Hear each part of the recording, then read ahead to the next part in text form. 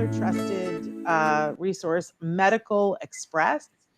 And I have a feeling that in a couple of weeks, this might be included in something that our research person, Leah Hirschfeld, might be coming and talking to us. But I couldn't wait to just bring it up because it was brand new yesterday. Right. This is something that I've heard discussed before, but this is Yes. a actual evidence found of a link between gut microbe deficiency and autism spectrum disorder. Yes. And in fact, CARD was doing a study that was similar to this study. And I want to make sure that we let Dr. Dixon see this. So this is a study that just came out.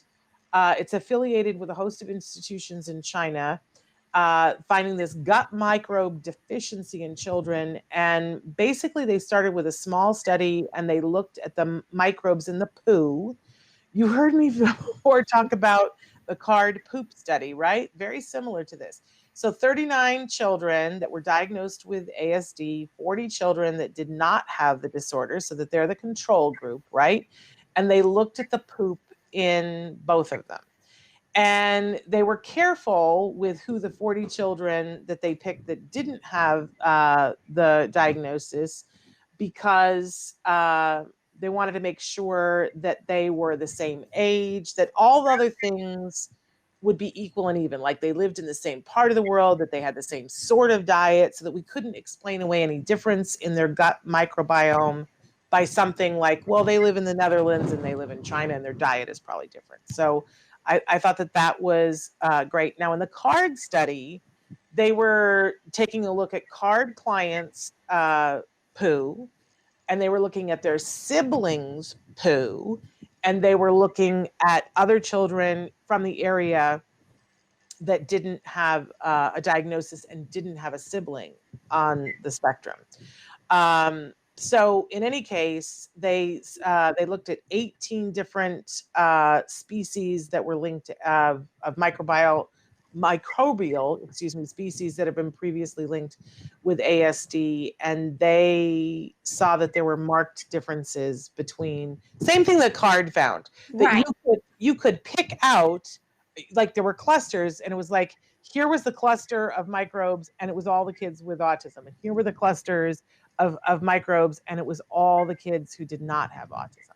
The key here to me, the sentence here that jumped out to me, Shannon, was the team found difference in the ratios of detoxifying enzymes in the children with ASD compared to those who did not have it.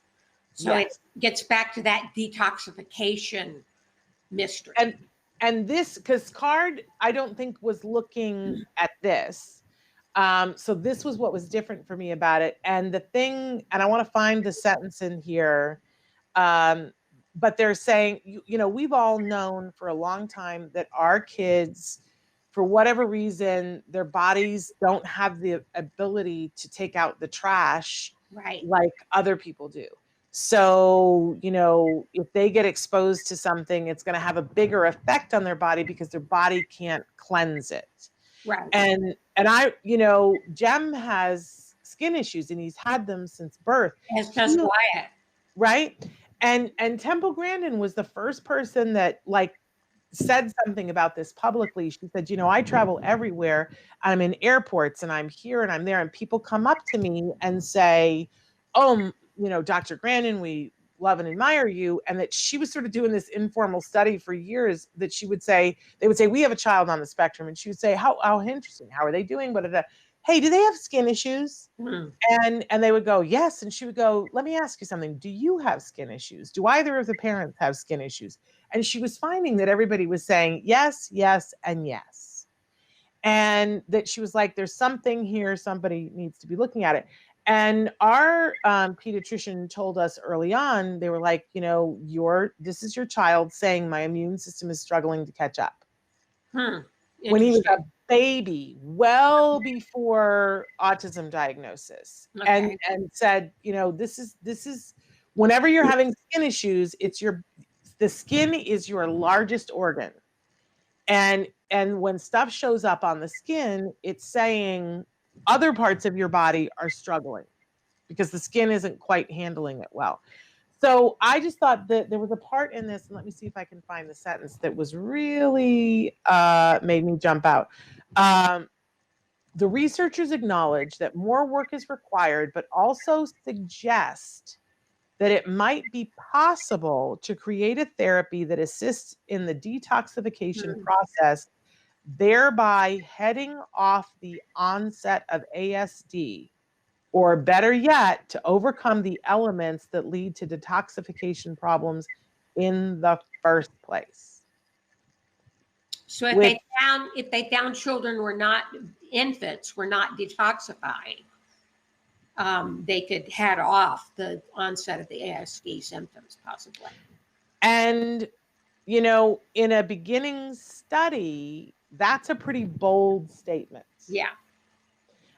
So I thought that was pretty interesting. And I know, the CARD research, they were looking at it in a very specific way and seeing that there was a difference in the Clostridium.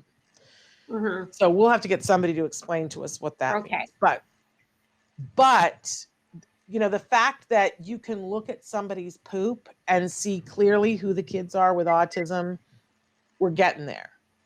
We're getting there. And it's not just one study that's finding that, it's multiple studies.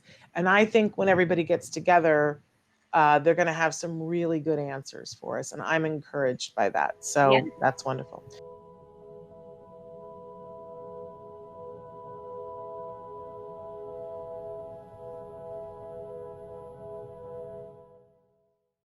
Hey, thanks for watching Autism Live. To subscribe, click here. And if you'd like to check out some more of our videos, click here.